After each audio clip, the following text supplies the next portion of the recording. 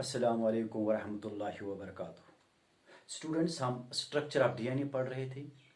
Structure of DNA में आज हम पार्ट फिफ्थ पढ़ेंगे। पार्ट फोर्थ में मैंने आपको बोला कि डीएनए के जो दो स्ट्रैंड्स होते हैं they are antiparallel, they show antiparallel orientation. That means the two chains जो होते हैं they run in the opposite direction. Okay, अब हम देखेंगे, आज हम देखेंगे पार्ट फिफ्थ में कि किस तरह से दो चेन्स जो डीएनए के दो स्ट्रैंड्स है वो किस तरह से एक दूसरे के साथ कनेक्ट हुए, किस तरह से ये दो चेन्स एक दूसरे के साथ जुड़े हुए हैं। तो उनको जोड़ने के लिए जो बॉन्ड हमें ज़रूरत पड़ता है that is the hydrogen bond. तो आज हम देखेंगे कि ये हाइड्रोजन बॉन्ड क्या होता है और किस तरह से ये दो चेन्स के दरमियान डेवलप होता है। ओके, चलिए अगर मैं आपको बताऊं कि हाइड्रोजन बॉन्ड क्या है। ओके, हाइड्रोजन बॉन्ड एक वीक फोर्स ऑफ अट्रैक्शन है। अब ये वीक फोर्स ऑफ अट्रैक्शन कब डेवलप होता है? जब हाइड्रोजन के सामने कोई भी इलेक्ट्रोनेगेटिव एलिमेंट आता है तो ये weak force of attraction develop होती है।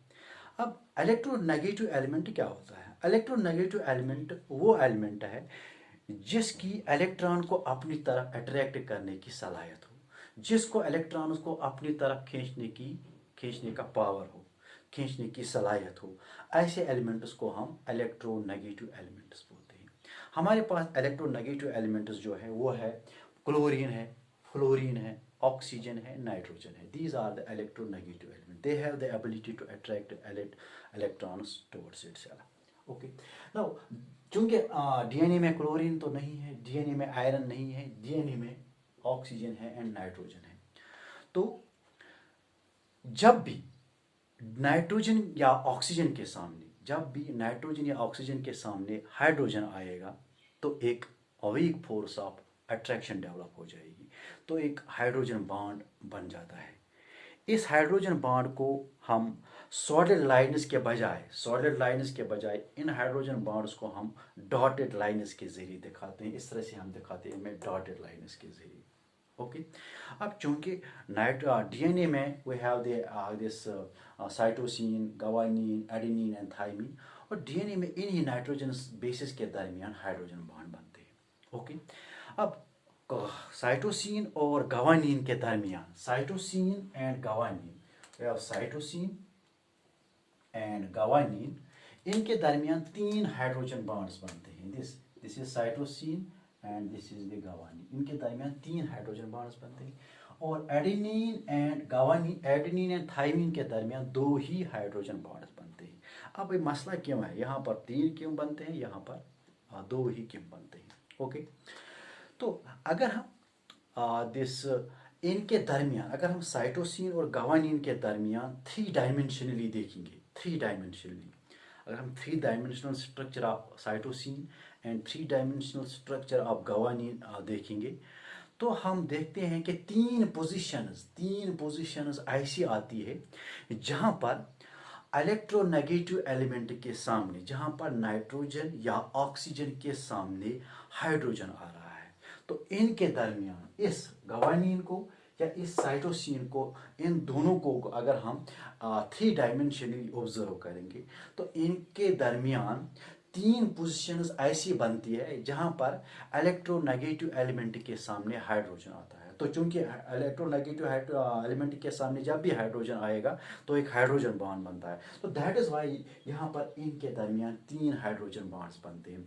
तो तीन हाइड्रोजन बॉन्ड्स बनने का फंडा जो है वो क्या है कि जब हम इनको हम थ्री डायमेंशनली जब हम ऑब्जर्व करते हैं तो इनके दरमियान थ्री पोजिशंस ऐसी आती है जहाँ पर इलेक्ट्रोनेगेटिव एलिमेंट के सामने हाइड्रोजन आता है और हाइड्रोजन बॉन्ड बनता है। सो यहाँ पर we have here three hydrogen bonds and in hydrogen bonds को हम डॉटेड लाइन से दिखाते हैं। इसी तरह से अगर हम ए और टी के दरमियान थ्री डायमेंशनली देखेंगे, अगर हम एडेनिन एंड गवानीन थाइमिन के दरमियान अगर इनके थ्री डायमेंशनल स्ट्रक्चर देखेंगे, इनके दरमियान हम थ्री डायमेंशनली देखेंगे तो दो पोजीशंस, यहाँ पर दो ही पोजीशंस ऐसी आती है आमने सामने दो ही पोजीशंस ऐसी आती है जहाँ पर इलेक्ट्रोनेगेटिव एलिमेंट, जहाँ पर नाइट्रोजन या ऑक्सीजन के सामने दिस हाइड्रोजन आता है और हाइड्रोजन बॉन्ड बनने के चांसेस बनते हैं। तो यहाँ पर दो ही हाइड्रोजन बॉन्ड बनने के चांसेस होते हैं। क्यों? क्योंकि दो ही पोजिशंस ऐसी आती है जहां पर इलेक्ट्रोनेगेटिव एलिमेंट के सामने हाइड्रोजन आता है.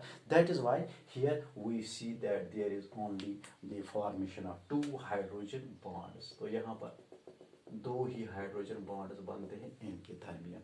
सो only two hydrogen bonds are formed between the adenine and thymine, and there is formation of three hydrogen bonds between the cytosine and guanine. तो इस तरह से दो चेन्स ये एक दूसरे के साथ कनेक्ट हो गए by the formation of. So मैंने अब तक मैंने आपको जो बताया कि we are actually studying the salient features of double helix model of DNA. तो सबसे पहला salient feature which we have discussed is that the DNA is composed of two strands. DNA is composed of two chains. The two chains, each chain of DNA is a polymer of deoxyribonucleotides. Each chain of DNA is made up of these deoxyribonucleotides. अब चूंकि हमने देखा कि किस तरह से nucleotides होते हैं, न्यूक्लियोटाइड्स की कंपोनेंट्स का क्या क्या है, और उन कंपोनेंट्स को हमने एक साथ जोड़ के एक न्यूक्लियोटाइड बनाया. फिर उन न्यूक्लियोटाइड्स को हमने कनेक्ट करके, कंबाइन करके, ज्वाइन करके एक पॉलीन्यूक्लियोटाइड चेन बनाया. Okay, then this polynucleotide second feature जो है, second feature of the this double helix model, that is DNA के strand जो है they show the polarity. They have two different ends. They have two these different ends. They are two polar ends. Okay.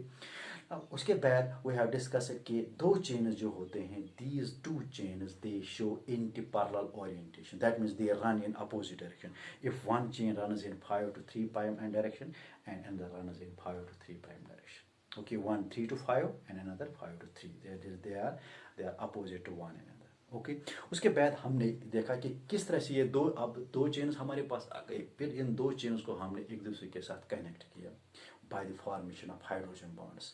अब हमने देख लिया कि cytosine and guanine के दरमियान 3 हाइड्रोजन बॉन्ड्स बनते हैं. क्यों बनते हैं आपको मैंने बताया हो. और थाइमीन एंड एडेनिन के दरमियान 2 these हाइड्रोजन बॉन्ड्स बनते हैं. तो इस तरह से हमने देख लिया कि दो to chains they are combined, they are connected with one another. अब तो ये दो चेन्स जो है they are not the straight chains. They are not the like this chains. These two chains they are twisted. They are helical. They show helical configuration. They are spirally arranged. They are spirally arranged.